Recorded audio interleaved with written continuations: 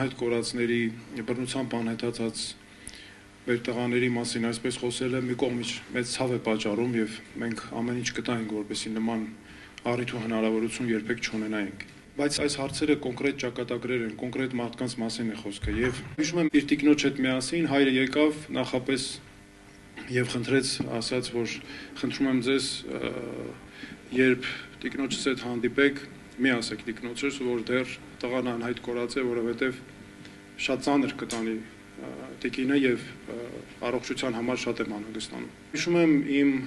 ծանր հոգեբանական ապրումները, երբ նստած ես դիմաց հետ նստած է մայրը, որ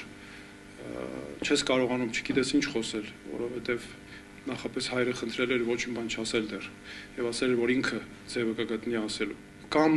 որքան շատ են սպասում տեղեկության իրենց տղայի մասին։ Գիտեք, ինչքան էլ կյանքը մենք բոլորն ասում են կյանքը շարունակվում է։ Մեր անհայտ կորածների ընտանիքները, մայրերը, հայրերը, նրանք միշտ են ապրում այս սպասումով, նրանց միշտ պետք է տեղեկություն որդու մասին, ինչ փուլ է, ինչպես նրանք շարունակեն ապրել։ Այս ամենը մեզ պետք է պարտավորեցնի, այո, որպեսզի մենք ոչ միայն նրանց մասին հոգ տանենք, պետությունը պետք է գիշեր ցերեկ ուղղակի ամեն ինչ անի, ամեն բան անի, որովհետև եթե մենք այս կարևորագույն հիմնարար հարցերին լուծումներ չենք տալիս, ապա անիմաստ է ընդհանրապես խոսել խաղաղության գործընթաց եւ այլն, որտեղ խաղաղությունը չի կարող անտեսել մարդու իրավունքները։